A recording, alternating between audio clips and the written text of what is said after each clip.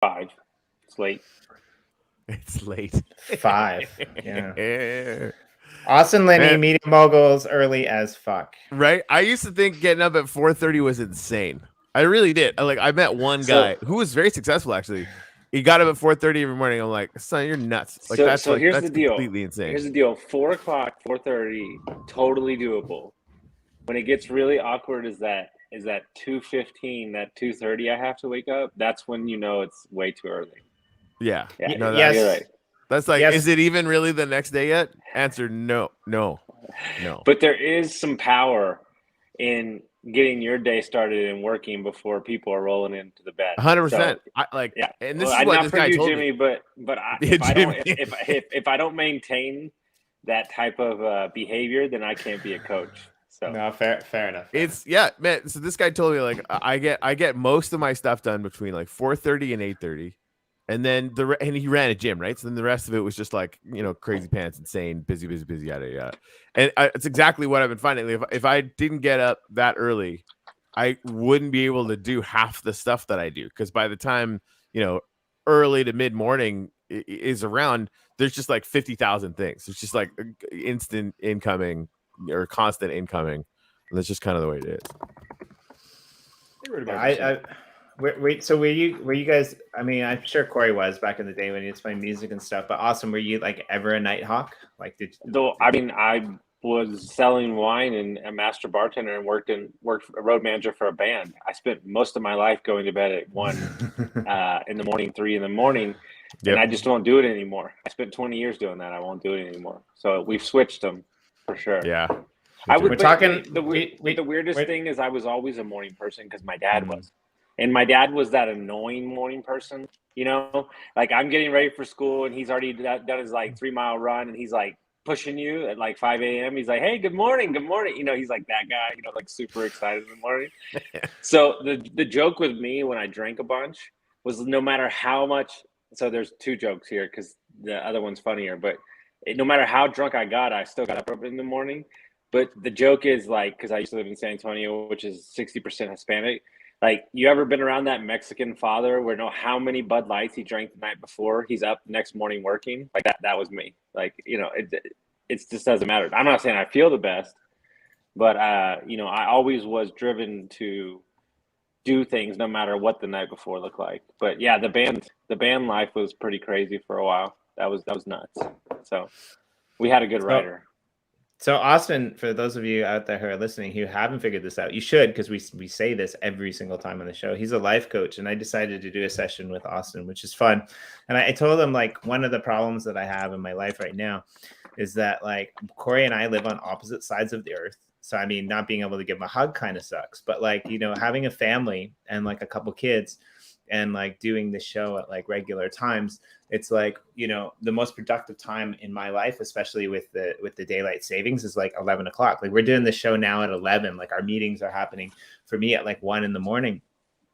All of the things, all of the work's getting done, and it's that's my main. I'm shaking my head because I don't want to do it, but at the same time, I'm getting old enough that I know that it's necessary. To actually have an evening off as opposed to start work at 9 o'clock when the kids go to bed, right? That's something that I'm kind of looking forward to. So yeah, I'm shaking my head just because I don't like mornings, but I think it's necessary. You get to a certain point in your life and you need to, at least try to go to bed at night, right? So there's this guy I'm studying this week. He's a prolific coach, and when COVID happened, he said, look, I'm going to write 100 books in a year.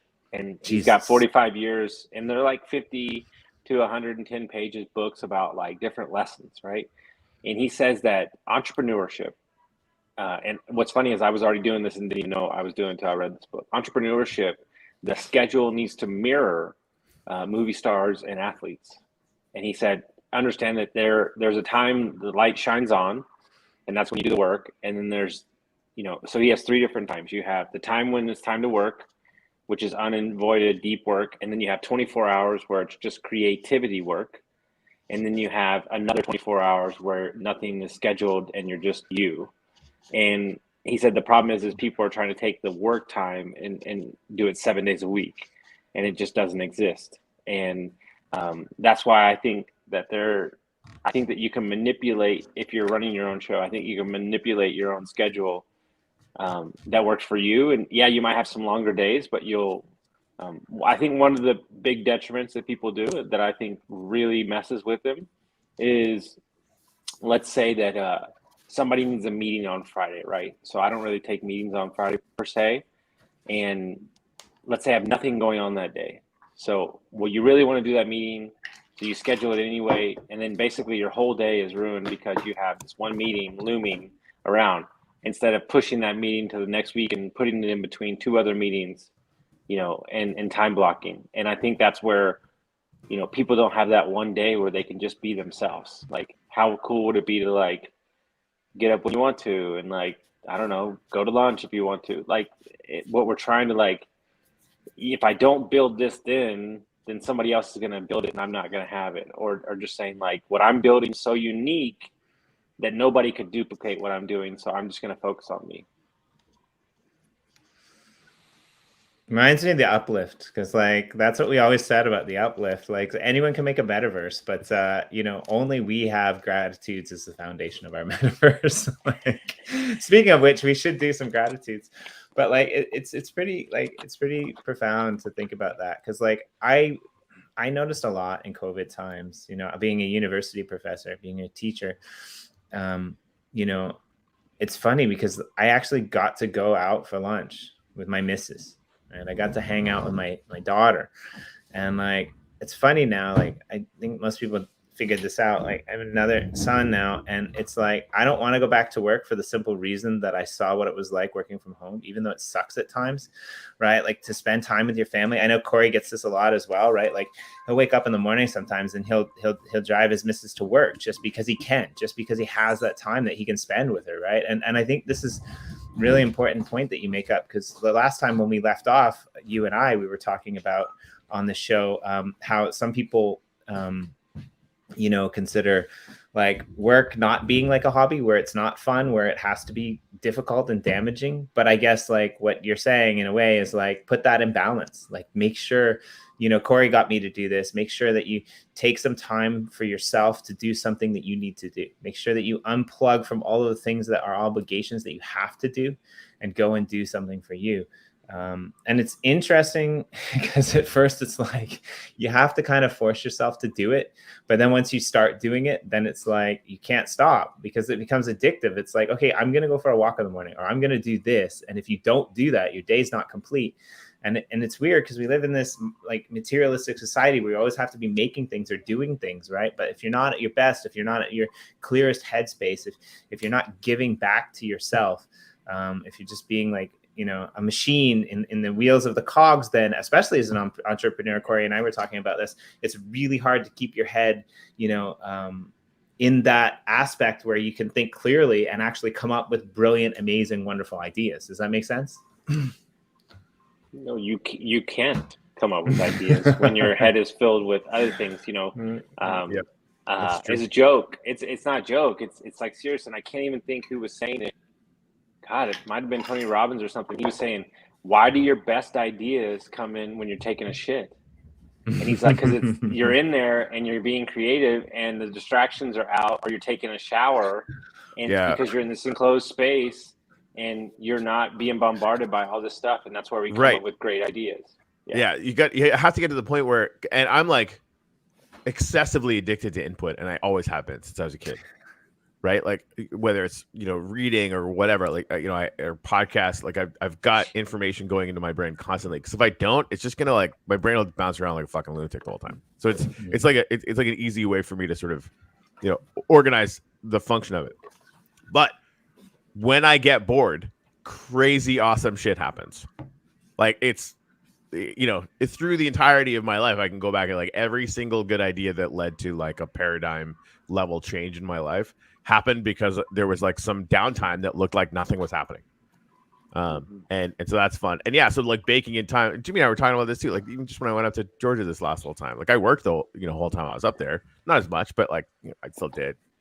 Even that space, the change in space. By the time I got back, there was that much more room to actually start to innovate again. It's non-negotiable. Like we have to start baking that stuff in to scale up at the level that we want to do. 100%. We're in Sedona right now. We've been here last week, and then we just got back yesterday. We're here for another week. We did a tour yesterday of the vortexes, and the guy has been here most of his life, and he's a yoga instructor and among many other things. And he said that you cannot not smile when you're in Sedona. He said you are in love deeper than you've been in love. And I'm like, what the fuck are you talking about? And he goes, the collective consciousness and energy that vibrates in this community doesn't allow you to be anything but great. And I was like, what? And then so we did this thing where we walked, and he made us rub our hands together, and it's like 40 degrees outside, mind you. And we're all in this big circle, and my palm of my hands started getting red hot, and that was energy from the fucking ground. Like, dude, I mean, it really blew me away.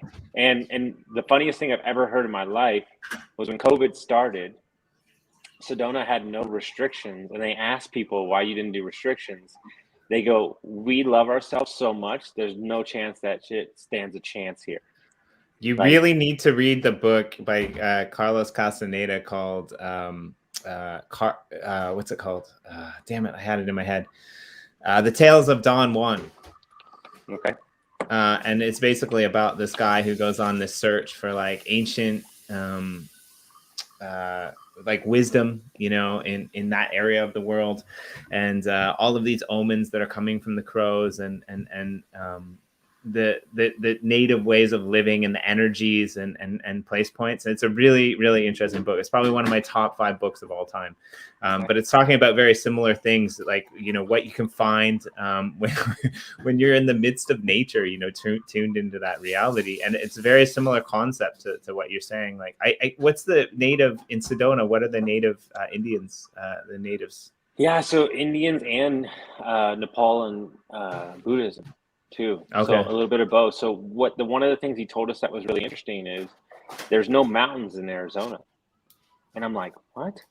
It's all volcanoes. They came out from the earth because it used to be underwater. It's all sand. There's no rock. It's all hard sand. And I'm like, it's amazing how much we don't even know about what we're doing. And I'm sitting there bitching at my girlfriend. I don't want to go on no damn tour. I hate tours. And like, this guy taught me more in 2 hours than I've learned, you know. And so, you know, but what I'm relating that to is like just new experiences, right? And getting around different people and different places. I think, you know, I think you said something earlier, like we have to, right? Like we have to do anything. Like, you know, you don't have to do any of those things because, you know, in essence, what we're building takes time, takes long time horizon. So you can take a day away and you're still going to be back there to build it. And I think, you know, I could quit everything I'm doing for the rest of my life and just study one thing. And entrepreneurs freak out. If I turn off the flame, can I turn it back on? Mm-hmm. I could spend the next 60 years of my life just focused on that one lesson right there. Yeah, I mean, we believe that we can't. Right. When you get into momentum, it is such a magical wind at your back feeling. And it does. It ebbs and flows for sure. And, you know, you get into that flow state and you definitely don't want to leave because like you start looking back, like, how did I get into this? Half of it was luck. Half of it was preparation. Half of it was positioning. I'm bad at fractions. But then, you know, but you have to let it go. And honestly, like if you try and grab onto a flow state, you're going to lose it anyway. Right. So it's sort of an interesting conundrum. Anyway, Austin, what are you grateful for? I'm grateful for iPads. So meaning that I can physically do my work. So I'm grateful for being able to work from a computer. I like iPads too. Well, I just think I really like iPads. I just think that lately I've been getting to a place where I think we take the little things for granted, and not having to be in a physical office and being able to roam and meet people in person and work from that thing is kind of an amazing thing if you sit down and think about it for 2 seconds. We were talking about we were talking about like moving and leaving and changing time zones before the show. And one of my biggest fears about leaving Japan, honestly, is like the internet and the capacity to connect to the world in this country like blows everywhere else I've been away, like out of the water. Like they have horrible free internet, but like it's just like it's everywhere. And it's like, 4G, 5G, like I don't like even know, like I stayed in the middle of the forest and it was like 5G and it was like insane. And it's just like I'm with you. Like I think that like we just need, what was that one that Dan Larmer and Stan Larmer we're talking about, the one on the boat with the satellite, like that's nuts. Sorry, go ahead. No, I think you just sent me down a rabbit hole because I'm looking at the books, Carlos Castilla, The Tales of Don Juan. Oh yeah, this is like right in my wheelhouse. It's mental, man. And he ends up talking about peyote and stuff, but in retrospect, not that I've tried ayahuasca, nor was it the most amazing experience of my life. But like that's you come out of that and you write a book like that. Yeah. And it like, as someone who like the woo, like the whole like, oh, there's energy coming up from the ground in Sedona, my instantaneous reaction is no, there's fucking not. You can feel however you want to feel, but no, there isn't. Right. But like you come away from an ayahuasca experience, and there are others too, right? Yeah. And even like a staunch literalist, frankly, like me, comes away with like, oh, maybe the universe is a little bit cracked. Okay. I mean, there's definitely levels. Let's put it that way. I mean, yeah, but it's a great book, and it was. I checked when you were talking. It was the Pueblo. So I think it's the same native influences. This is in northern Arizona. I would imagine it sounds about right. And just to get it back on a plane of thought that people can jive with. I have a really good friend who's a high-level coach, and he said he believes that the number one issue with just the world in general right now is that we've switched to the side of our brain that's too logical. If you study ancient history, if you look at the Mayans, the Egyptians, the Aztecs, they were very intuitive, right? They were very ate well, worked out, moved in tribes, had fun. Barely any human sacrifice regularly. Yeah, we're basically like so logical these days, and everything needs to fit in this neat box, and nobody listens to the gut anymore. Because like, look, dude, you're in it, and I'll use it for business sense because I'm guilty as fuck, and I'm dealing with it right now. You're sitting in that meeting going, something doesn't feel right, but I'm going to go because this is a great opportunity and I could maybe possibly get here. And then you get 7 months down the road and you're like, I'm exactly where I thought I would be. Stop reading my email, shithead. Yeah. I mean, now granted, like, full disclosure, we tell Austin everything. Yeah. And hire him for real. I'm dealing with that right now myself personally in the business thing that we're dealing with. And guess what? I had to pony out the money to make the investor whole because these guys won't respond to my fucking texts or emails. And I'm like, dude, you're grown ass fucking man, but I'm not going to let my name be ruined.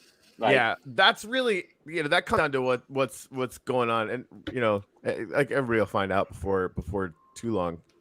But similar things are happening, in our space, and it's true. Like, and we're, in our conversation this week, Austin, sort of analyzing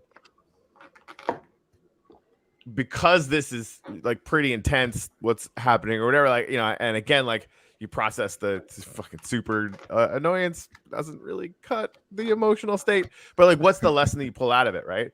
And at the end of the day, like there was a moment when I knew exactly what was, and it was 7 months ago when I knew exactly what was going to happen. But because I'm like the junior new guy, I'm like, well, no, these guys totally must know no, they fucking don't.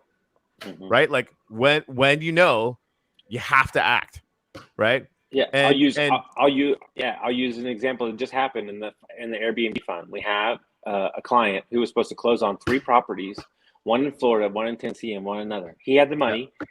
He kept coming back to us and changing the terms at the last minute. And I said to my partners, I said, he's not upset with the deal because the deal is 20 to 30% cash on cash return. He doesn't want to do this deal because he's scared. And they're like, no, you're wrong. And I'm like, guys, I've seen this this is what I do for a living. Yeah. And what did he do on the last day? He had to make a decision. He ghosted us. Never talked to us. Wouldn't respond to any text. And I look like an ass to all the agents that we had to deal with. Yeah. And what I'm saying is, like, I saved us by speaking up. Because if we would have been in a deal with this guy, we would have got 3 months down the road, and we would have had to blow this thing to the smithereens. Yeah. Because he's just not the right partner. Right? You start looking for clues. How you do anything is how you do everything. And that's never not been the case. Again, allowing for people to evolve, but usually they don't. Right? So like, when it's something that has a lot of stakes, I think you have to listen to that. Jimmy, what are you grateful for? Also, Mello, thank you for doing that. And Rocket Gallery, if we could get you up on the board with a gratitude, that'd be great. Looks like there's 3 people here with this early this morning. So anyone else with a gratitude, please throw it in there. I'd love to get you up on the board. Well, first and foremost, I'm grateful to call Austin Linney my friend. Well, that just warms my heart. But hey, Rich Dad, Poor Dad. Yes, sir. Changed my life. Yep. Age 17. Yep. And I want to go back to Rich Dad, Poor Dad. But it's a great story. That's all I'll say. I did a little bit of background research on this, and it reads well, but I think it's more of a fable than a true tale. And I hope that people know that. I hope that people realize that. Jimmy, it's not. I would love to have a long conversation about Rich Dad, Poor Dad. And again, there's some of the stuff around it, but one thing is inextricably true. If you are trading your time for money, you're digging a hole. No. What I'm saying, and that's the core prospect of the book or whatever. That's what I'm saying. It's a great story, but it's not true. And a lot of people who read Rich Dad, Poor Dad, they're like, "Oh, he lived that. He went through it." No, it's it's a fable. Oh, I mean, yeah, with, sure. With a lesson, right? Sure. Well, I think one of the things that hit home for me is my dad is a doctor, right? And I'm sitting there thinking to myself, I have to be a doctor for my whole life, but nothing's making sense. Until I read that, and I'm like, this SOB is talking shit on high-paid lawyers and doctors, and I'm like, okay, there's a different way, and I guarantee there's nothing truly actionable in the book, but it's a mindset shift. That's what everybody talks about. It's the shift that the people, the ruffians, right? Let's just say that 95% of the people that are in crypto and NFTs right now understand that there's a different way because we were taught that there only is a certain way, right? And I think that when things like that get exposed, right? Okay, I'll do you something fun that I think is one of the funniest things in the world. And I want you to really think about this for a minute, because this is a mind bender, okay? I want you to tell me why in every major city, for the most part, that the east side of the city is the more downtrodden, artsy, up-and-coming area. Think about that. East Nashville was the worst for a long time. San Antonio, east, the worst. Austin, the worst. Why is that? Osaka. It crosses borders. Osaka's east is shit. Okay. So it was driving me crazy, and I had to do some research, and I found out why.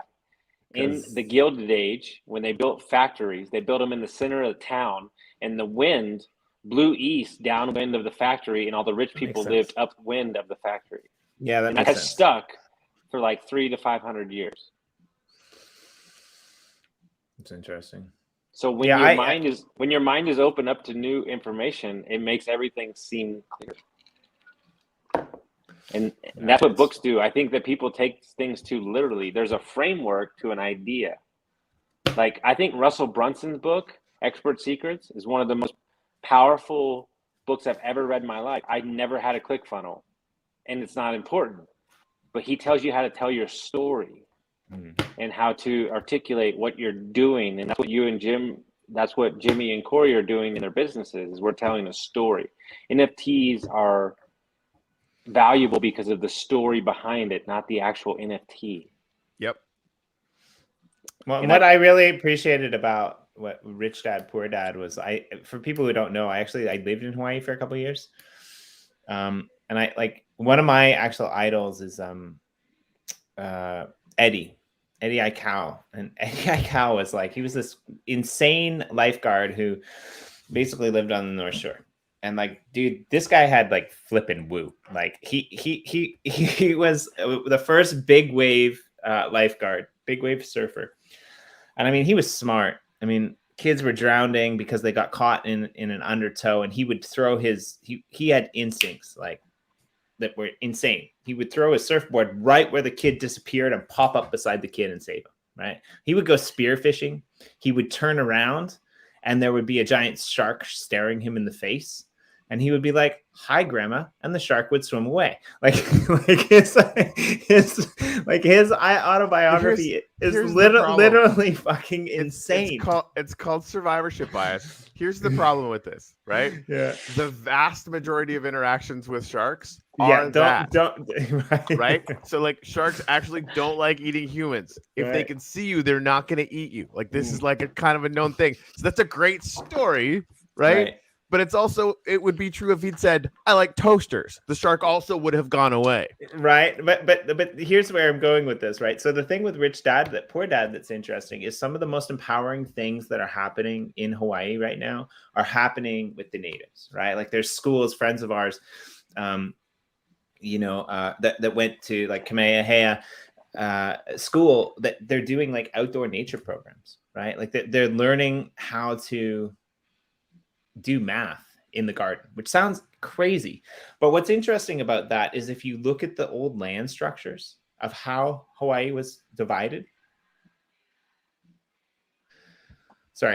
If you look at the old land structures of how Hawaii was divided, the way that the Hawaiian system was divided was from the point of the mountain all the way down to the sea. So you owned the watershed. Right, you couldn't pollute the top of the watershed and fuck up the people below you. And if you transition this, if you correlate this into what the Western religions did when they came in and they partitioned off land, and then they got super pissed off because they were dying and there was too many diseases because they were building fucking Massachusetts houses in the middle of a fucking swamp.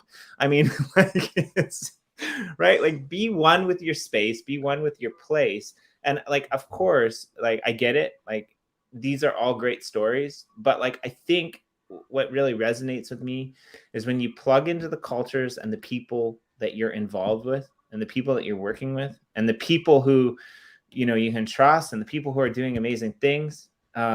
That's when relationships and connections start to happen. And I think that doesn't matter whether it's your family, whether it's your friends, whether it's your neighbors, whether it's your business partners.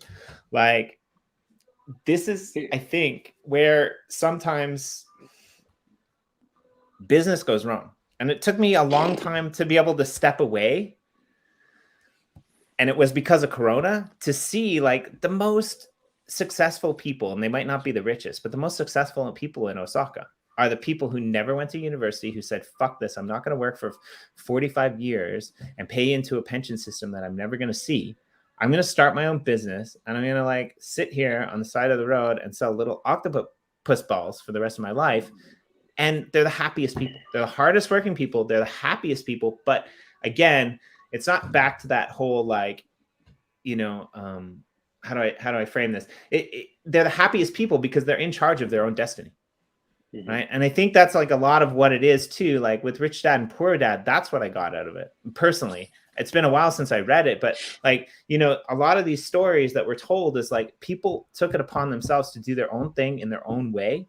And when you align, in my opinion, when you align things that you're doing in your own way, that's when you can see your maximum potential. And I don't like branding people, but like I kind of want to brand Corey with this. Like, Corey fucking built a metaverse in his own way, in the beliefs that he believed in, sunrises and gratitudes, and fucking look where we are now. It's a fucking killer metaverse. Like it's the community who has rallied around that metaverse. They love it, right? They're putting up gratitude monuments of their own. They're paying ridiculous, overpriced sums of fucking crazy, fake money tokens on the blockchain to buy Corey's what's it called? Gratitude birch. That shit's ridiculously expensive, but they love it. Like, I mean, it's only $5 to build a thing. Come on now, ridiculously expensive.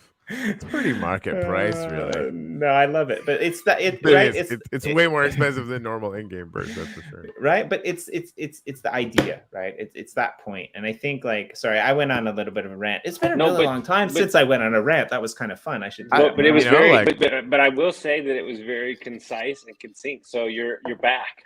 It's not like you're writing. Yeah. So.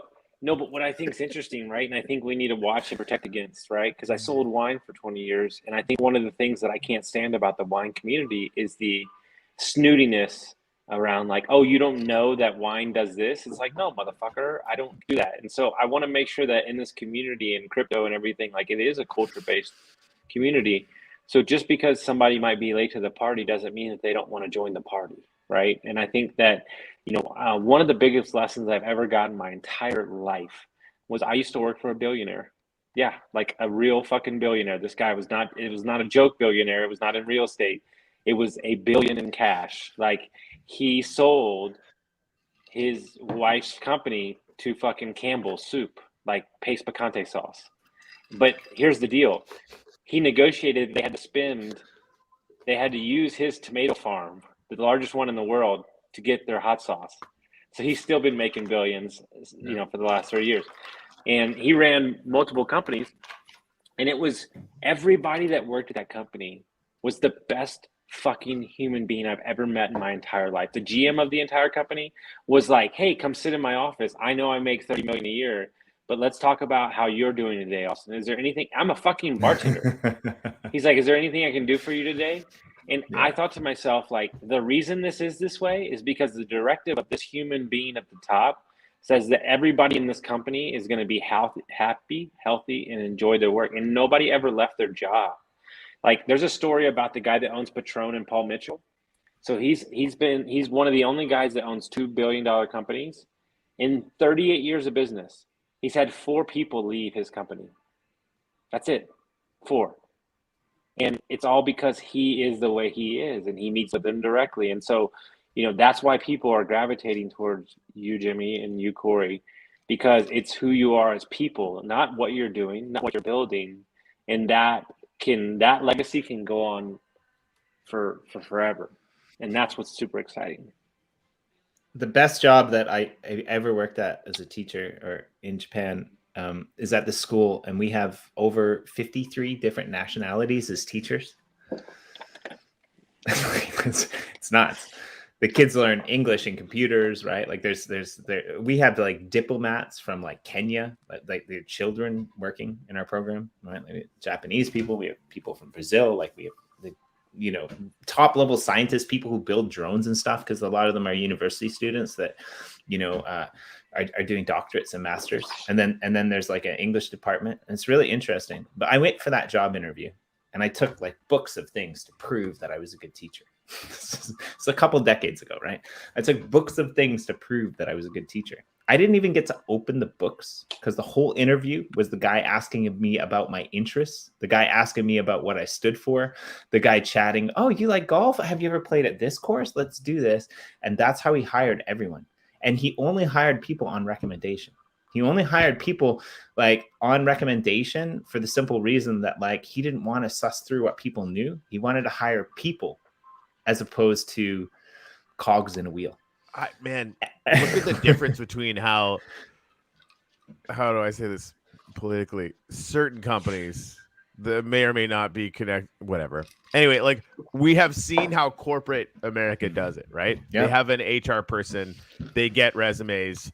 That process takes like 600 million years. So many times I interacted with that this year, right? Wasted at least 2 months every time, right? Hey, we need to bring somebody on that does this. Right.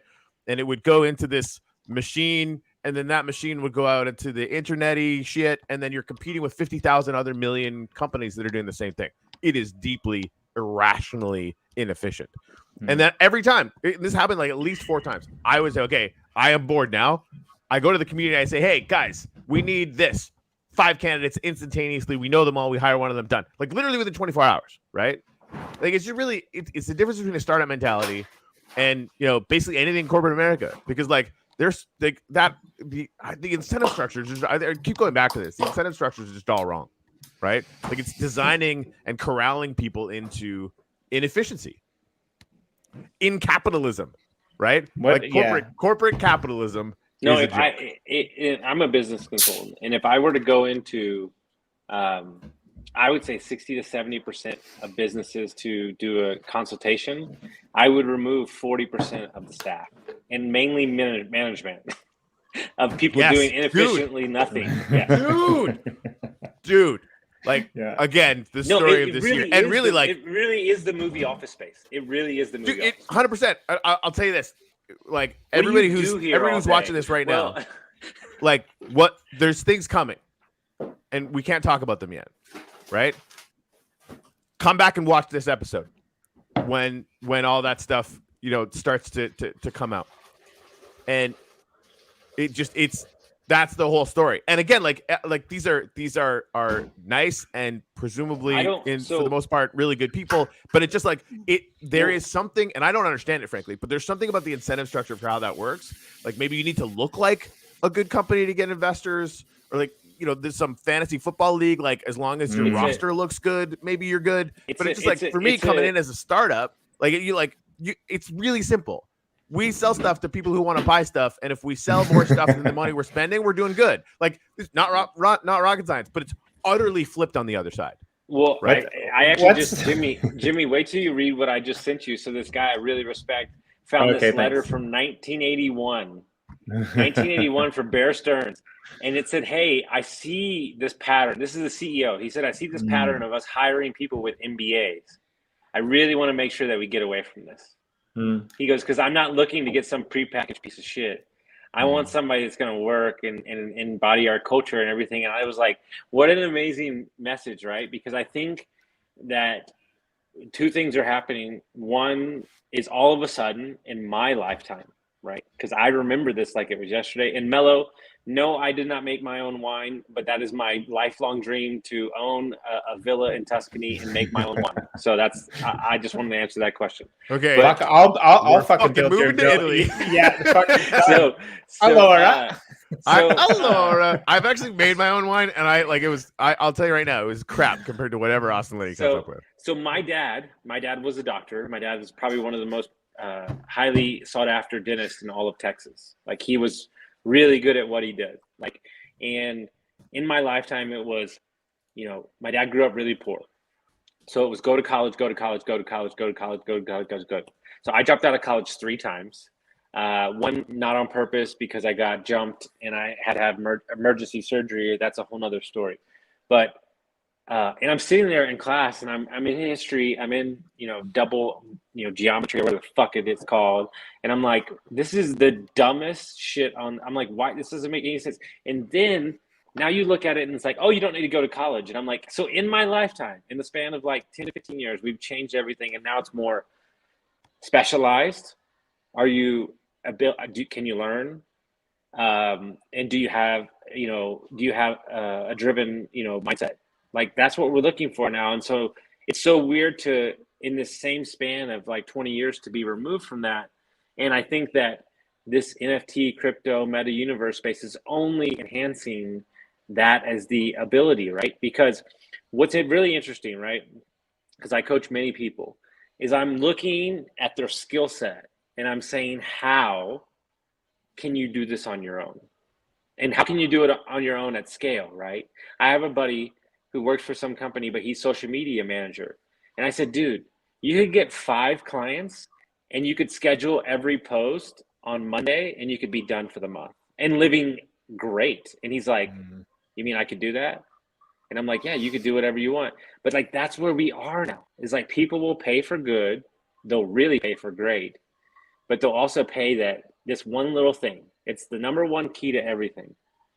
If you do what you say you're gonna fucking do. But there's and again, like sorry. The second people's backs are up against the wall, again, like never mind that you could be told for 7 months that you're dropping into a fucking black hole. You just ignore it because, of course, whatever. Right? With the second your back's like suddenly, like when the wheels fall off, it's really instructive. Right? It's really, really instructive to see what happens. And I'm not gonna cry on this show. Probably. The way that I could make them if I wanted to. But oh, dude, no, I honestly, that was me trying to tell myself not to cry. It's probably not going to work. I'm typing over on another screen over here because Juan from Nefty basically just reached out to see how I was doing, and like just fucking pledged full support, whatever we need. And he always has, right? Like the Nefty team, they've kind of always done that. But like, it's bigger now, right? And it, you know, Adrian from Wombat did the same thing, right? Like I've only talked to a few people about this, and everyone's like, "Hey, man, whatever you guys go and do, we're gonna go do." The whole team that works on the Uplift is laser focused on the same goal, and it's humbling. We're all here to fucking power communities, man. And really, it's really instructive because, you know, there's a flip side to that. And watching that is it's dark. It's dark. So being on the right side, and it comes out, the principles are not complicated. It literally is like, just if you say you're gonna do something, do it. Do it. But here's the deal. It's not rocket science. It's not even for other people. It's for you. It's for yourself, yeah. Dude, let me tell you something. 75 pounds overweight, drinking a fucking handle of vodka a day for fucking 8 years, okay? And what I realized in that moment is that I had stopped and started about 70 fucking goddamn things in my life, and I had no confidence whatsoever. And so when I get aggressive about my workouts, when I get aggressive about showing up to a meeting for people because I committed to it, is understand that I made a promise to myself when I got sober that I would do what I say I'm going to do. And here's the bigger on the back of that. I fucking keep my goddamn mouth shut. Because I remember in my 20s that I told a lot of people what I was going to do and nothing happened. And now I don't tell anybody what I'm doing, and I work in silence. And you'll see the empire I'm building. I don't need to fucking tell you. Because in 10 years, you're going to ask me how I do it. And I'm going to go back and watch the 17 bajillion podcasts I've been on and saying the same damn thing every day. Right? Yeah. It's just like it, especially in this space too. It's weird. Like, you know, with NFT and crypto, like, you know, it's designed for kind of trustlessness, right? We live in this space where, you know, everything we do is publicly on the blockchain. Your books are on the blockchain. Especially, you know, if you're running a DAO, your books are on the blockchain. Giant fucking wink. I mean, yeah, like let's say, for example, you banned the account of someone who didn't want to give you something, and because you refused to trust them, they blacklisted you, and now you can't even transfer your own personal tokens out somewhere. That's a whole story. That's a whole other story. Like what's funny about this is like, you know, Austin Linney, like I love you, but you fucking suck because you showed up in our lives and you caused all of this shit to happen. Our lives were great before you showed up here, and then do you want to know the secret? People actually don't like me that much when I coach them because I make them like have to be better and like look at shit, because it's really easy to live in a world where we try to like disregard some of the stuff. But on a separate note, I do want to ask a question. I want to release a book this year, and I'm going to ask two geniuses here in this space, and I want to do something different. I want to tell my story of what happened, homelessness, drug addiction, but I also want to teach people. But I want to teach people by not having to be there. So the idea we came up with was, I have 52 rants, I have an entire year of advice, and I was going to do certain books. I'm like teaching them, right? And we were going to have a QR code to the podcast episode on YouTube, so you could scan it, so you could listen to it, read it, and then. But how do I turn this into? Is this a? Do I've I have got an 9 idea? ideas for this already. Like, do I have an entire NFT like story, like teachings masterclass? Dude, you totally could. Look at what Gary V did with his book. Buy this NFT, and I'll give you one of these books. People bought fucking crates of his book. They're making forts in their house with his book and then giving them away. It's the most ludicrous marketing thing I've ever seen in my entire fucking life. It's goddamn genius. That's level 1, right? Yeah. Level 2 is passages, gamification. You know, like ongoing. Okay. So I just found the CEO. I just found the CEO for my book. So this is perfect. Yeah. Hey, I mean, can you be the CEO of 4 projects? Fuck. So there's a second. Yeah. 100%. there's a second one there too. Like EOSIO Drops is pretty cool. Like what we're doing over there is pretty cool. But like I don't know, like this isn't a household name, but it's a household name in Japan for sure. Ryuichi Sakamoto. He's one of the like biggest movie producers in the world, right? Like biggest music producers for movies in the world. Like his music's used like in countries all around the world. He released his own NFT line on Ethereum and it fucking killed. Like he released it. This is fucking brilliant. He released it as sheet music and he released it as parts of the song were the NFTs that looked like the sheet music. And there were certain parts of the song because like he's more like an orchestrator, like when he creates music, right? Because it's like a lot of movie type of thing. So there's, you know, that kind of impact to it. And like certain points of the songs off the shelf were selling for like millions of dollars because everybody wanted this part, right? And so like just little things like that, right? Like you're empowering quotes or things like that you could release. And no, because we've talked about, so what people have been asking me, by the way, Mello, thank you so much, man. Made my morning. I appreciate you too, my man. I think what's super important is that everybody's been asking me to start an app where like I talk shit to you in the morning. Where like, or like my quote, it's like get up, we got a whole day, you know, and like, and the thing is like basically like an app where you are your dad, like David Goggins, your morning dad, yeah, like yeah. Like, get the fuck I was like, I might get that app. I get up every morning, no problem, but I might get that app just to fucking giggle the whole time. That might be dude. Really but what's interesting, right? Is I'll be 100% real because like I'm definitely newer to the space. Like I think the possibilities are like mind-numbingly like endless, and I think this is something that's super important because I've said it in multiple coaching sessions this week, and I mean it wholeheartedly. Because you know, I want to have kids, you know, soon and all that stuff. Is that you don't pass down money or assets or anything? You pass down knowledge. Right. And I think that ultimately at the end of the day, that's what's important. And so if I can figure out ways to gamify and, you know, everybody writes a book, but I want to make it like a fucking immersive experience, right? Where like you get a certain NFT and you get free coaching sessions from me, or you get to go to this event. Like, I really think that, you know, you start with this one seed of an idea and I think you can take it up and sprawl it out. This is why anything anyone is doing in any, you know, kind of a business or content creation, especially sector, needs to be doing some kind of NFT. Do it poorly, but do it. Because what we realized really early on is you put an NFT out there, now it's out there, you can drop to that NFT, right? And what that means is you go to Bounty Block and like, I know Austin has my NFT, I know Jimmy has my NFT, I know Rocket Gallery has my NFT. These are my people, right? You go find what's his face's 1,000 True Fans. You'll get an idea of why this works so well. And you basically say, okay, like I'm going to drop packs to you guys first, or I'll give access rights so that you guys can get in on this sale first, right? And that's just like level one of like, we're just exploring these things ourselves. There's a million different ways that you could start doing this. If you don't have an NFT line yet, Rocket Gallery, assuming that you don't, if you do, why don't I own any yet? Yeah, no, they definitely need one, but like just start. Not the podcast. We fucking suck at NFT lines. I mean that's the thing. Like, the show, we're like that's part of our goal for the year. Is I can't draw finally a circle. Gonna get around. Talking about? Yeah, yeah, we're gonna finally get around to having an NFT line for the show. So that's. I want to say something for anybody that's listening, and mainly for the two hosts on this show. I told this to Corey a couple weeks ago, and I mean it wholeheartedly.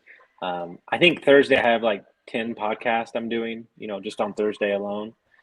But every time your production schedule is inspiring, man. But every time I leave this show and I leave this conversation with y'all, my mind is expanded, my heart is fuller because of who you both are as people. And I think that one of the greatest things that crazy ass son of a bitch Carswell got me to do was to get into this world.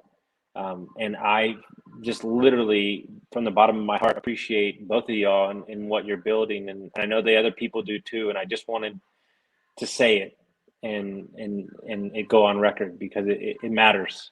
And I know that both of you are extremely hard on yourselves, but understand that you have the full weight of this community and myself to get through anything that you need to get through over the next couple of years as you're building this empire of gratitude. That was a great place for me to unfreeze because I missed it fucking all. No, I totally froze up. I didn't get any of that. Oh yeah, it's like one of the things that like when this is I'm done, have to watch rewind. Like that was the chop moment. If you hadn't froze, we probably would have. But we don't want to do that just yet. We gotta talk to Mello about the stuff. Dude, Mello wants to make my first NFT line. I'm in. Let's go. Actually, he's talking to us, but well, either way, y'all, I don't care. I'll pay him. No, talk to. This is the thing. Like, there's so many people in this space, and so like, you know, what we should do, Austin, as your board member, CEO, whatever, right? We basically put a word out like the Austin Linney is writing a book, and it's gonna be, you know, again, like Gary Vee kind of did it first, but the amount. You know what Adam calls me. You know what Adam calls me, right? What's that? Gary Vee light. I mean, sure, for now. But so here's the thing, like it's not that I don't believe that book was an interactive NFT experience, right? Like what we really want to do is make that interplay so amazing and tight that book is an experience you can keep coming back to over and over again, and the wisdom gets distributed, acts as its own marketing cycle, and like there's like just so much juice there, right? So we define, you know, Austin, what we need. Mello, yeah, Mello said both. It's very smart, Mello. You know, we can get some design elements in, we can get some gamification elements in, we can get some metaverse elements in. We kind of know some people, whatever. And really, like, how fucking crazy do you want to get? You want to tokenize it? Because I want to go so far that we don't even know how far we went. Dude, yeah. Adam Surdum, I fucking love that shit. What is the craziest shit we could do with a book and NFTs? I'll tell you right now, it's real crazy. Yeah, right. Yeah, I have a couple things that I need to like say. You know, Serious Jimmy, it doesn't happen very fucking awesome. What? Sorry, it doesn't happen very often. But at Mello, I love it. Like we can definitely do some collabs, but we already have. I mean, unless things go sour, we already have someone doing our NFT line. So that would be. I'll take part of my cut. And, yeah, and so here's the thing: we are going to do something with Mello. Period. Yes, I agree. I will do the same. I'm just saying. But yeah, like running our NFT line, like there's other people involved, but that definitely let's do a Zoom call. I want to do a collab with everybody. Like that's what you do, right? So do I. But Mello's got some really cool art, so I think that could pan in with some of this 100%. stuff as well. Yeah, no, dude, really like cool. Hands down, any excuse I ever have to work with Mello, I'm going to take it. and Austin Linney, and Austin Linney. What's interesting about him is the thing that really impacted me that he said was. This is going way back in the show, but it kind of resonated throughout here. He told me that, you know, I'm allowed to like disagree with him at any point in time that I want if it makes me uncomfortable. But he also told me that like I'm never allowed to work for free again. And I kind of like that, right? Like, because I even on our own NFT line, you were trying to cut your shit down. I'm like, no, son, nope, yeah, denied. And I worked for free for 2 years, and then I got a payout, and then they fucking blacklisted me.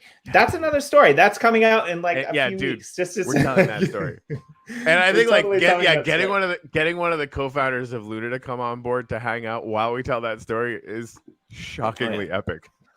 Oh yeah. Like I'm like, let's just put it this way. We've got some fun stuff, and if you have problems, go to Austin Linney, because like that guy will sort your life out.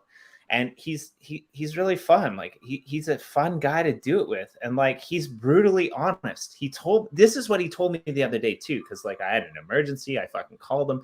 I'm like, I need your help. We chatted about this. And then he's like, you know what I'm realizing, Jimmy? He's like, all of our conversations are going to be absolutely fucking useless. You're the type of person that I'm only going to be able to help when you have an emergency. And it's like, I love that. No, you actually told me that. You actually told me that, but I already knew that answer.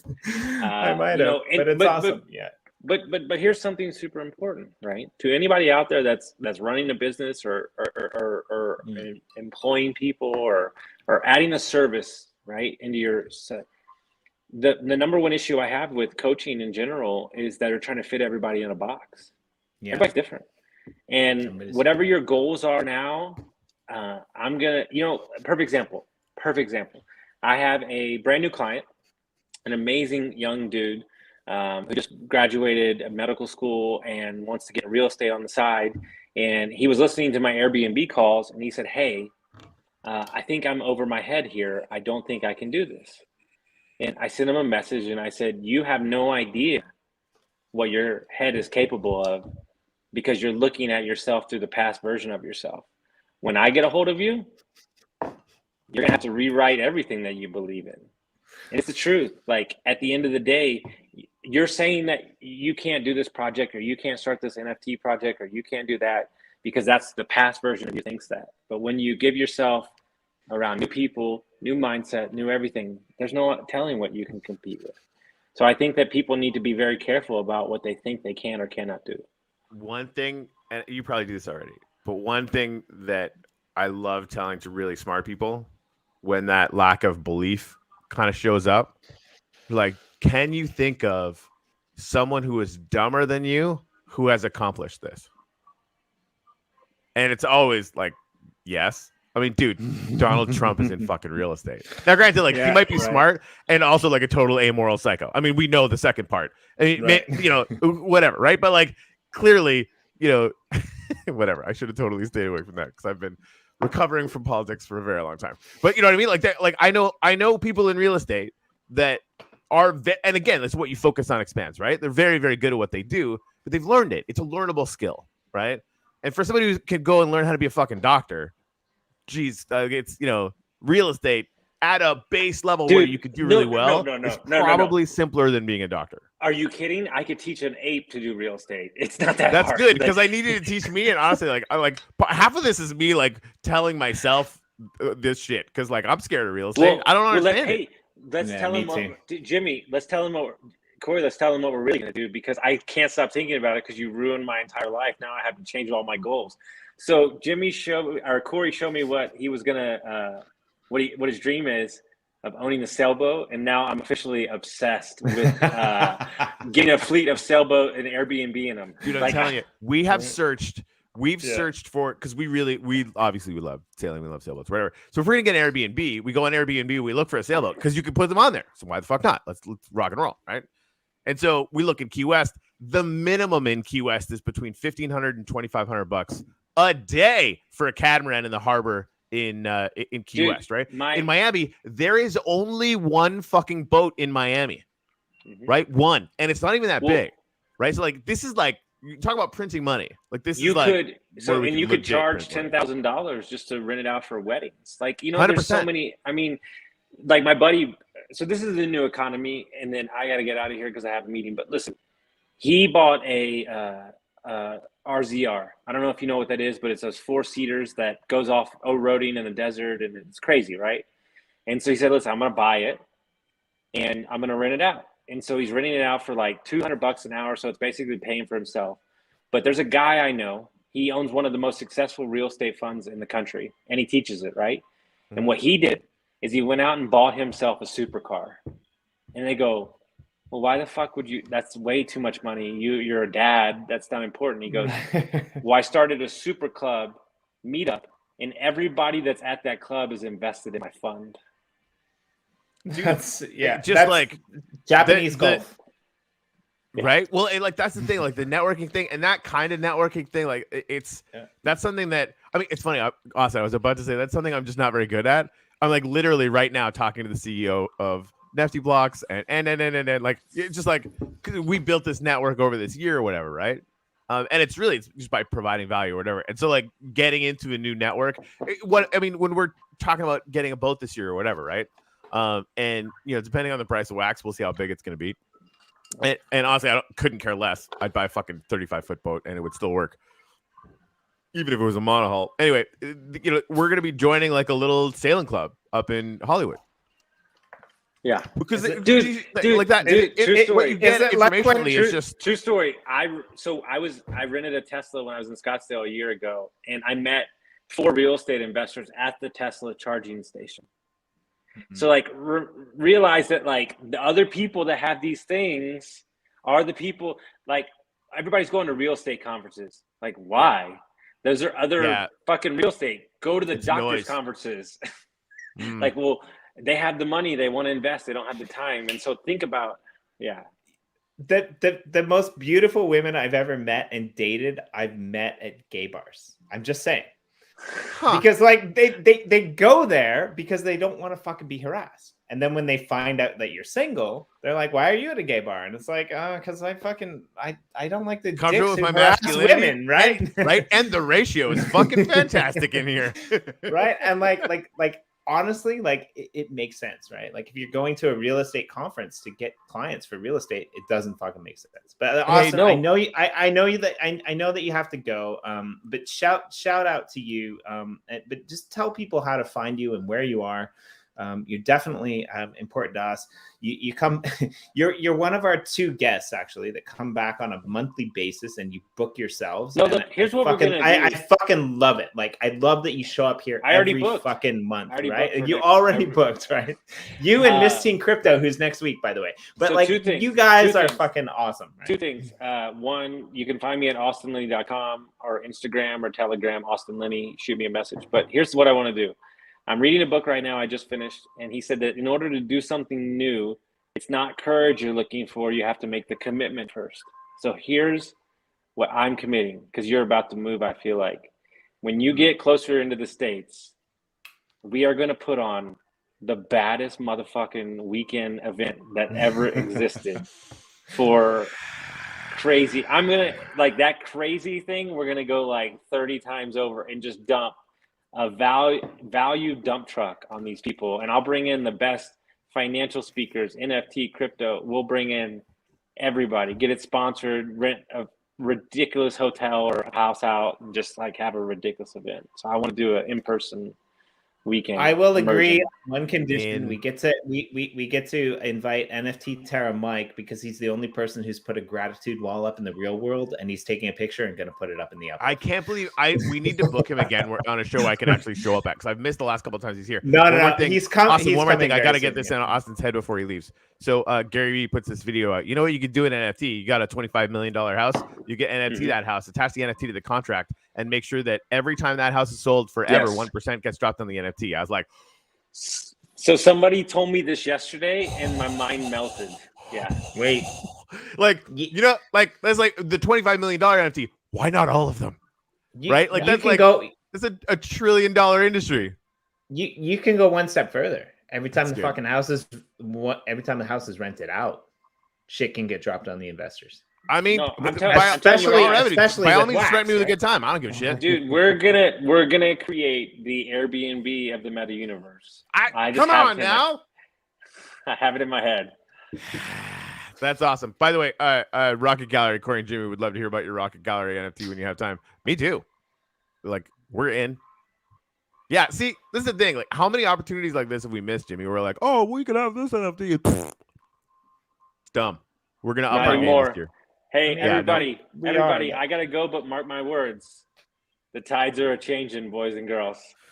You're about to hear some stuff come out. All right, guys. All right, see you, Austin. We'll see you next month. Bye. Wait, we gotta